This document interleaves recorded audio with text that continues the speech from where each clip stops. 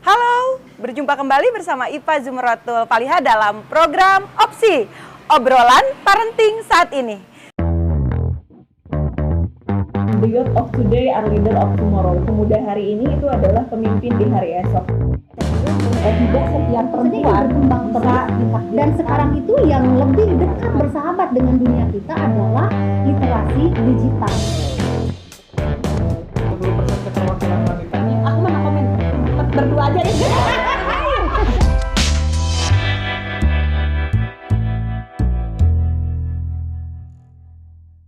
Ada yang menarik kemarin menyedot perhatian publik fenomena Citayam Fashion Week. Meskipun sekarang sudah ditutup atau dialihkan, akan tetapi ada beberapa hal yang mesti kita sikapi. Terjadi pro dan kontra terhadap fenomena Citayam Fashion Week yang sekarang juga bermunculan tidak hanya di SCBD di Sudirman, tetapi di kota-kota lain yang tentunya kegiatan yang sejenis. Fenomena Citayam Fashion Week yang menjadikan pro dan kontra dan menyedot perhatian publik tentunya harus kita sikapi sisi positif dan sisi negatifnya. Ada sisi positif yang harus kita apresiasi dari kreativitas anak muda ini yang harus kita support sehingga menjadikan sesuatu yang bermanfaat dan menjadikan value bagi mereka para generasi bangsa.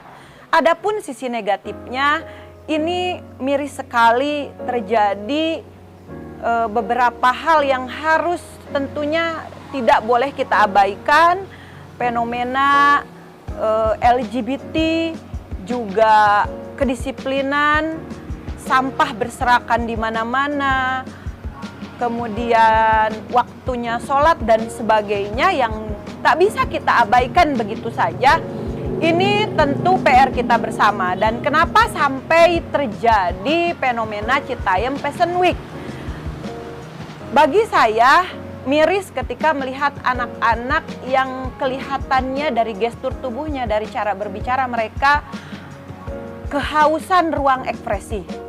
Ini pertanda bahwa mereka butuh ruang ekspresi, ruang kreativitas yang harus kita fasilitasi karena mereka dalam fase peralihan dari masa anak-anak ke masa remaja, kemudian dari masa remaja ke masa dewasa, perubahan hormon yang menjadikan pencarian jati diri butuh pengakuan, butuh ruang ekspresi, butuh ruang kreativitas, dan butuh kehangatan. Kenapa butuh kehangatan? Karena tentu ini PR orang tua masing-masing bagaimana caranya agar anak-anak bisa nyaman di rumahnya, bisa terjalin komunikasi yang sehat dengan orang tuanya, sehingga di luar sana tidak kehausan untuk mencari kenyamanan, untuk mencari ruang ekspresi, untuk menggali potensi dan jati dirinya. Ada banyak orang tua yang gagal menggali potensi anaknya, mensupport bakat anaknya, bahkan memberikan kenyamanan, kehangatan anaknya di rumah masing-masing. Sehingga anak tidak nyaman di rumah dan mencari kenyamanan, kehangatan, ruang ekspresi di luar. Dan salah satunya dengan fenomena Citayam Fashion Week dan yang sejenisnya. Untuk itu, untuk menangkal, menyikapi hal-hal yang negatif, mari kita atasi bersama untuk generasi bangsa Indonesia yang akan datang. Perbaiki pola asuh di rumahnya masing-masing, perkuat pengawasan di rumahnya masing-masing sehingga anak bisa nyaman dan anak merasa terakomodir bakat juga ide gagasannya, kreativitasnya, sehingga tidak usah kehausan untuk mencari ruang ekspresi di luar sana.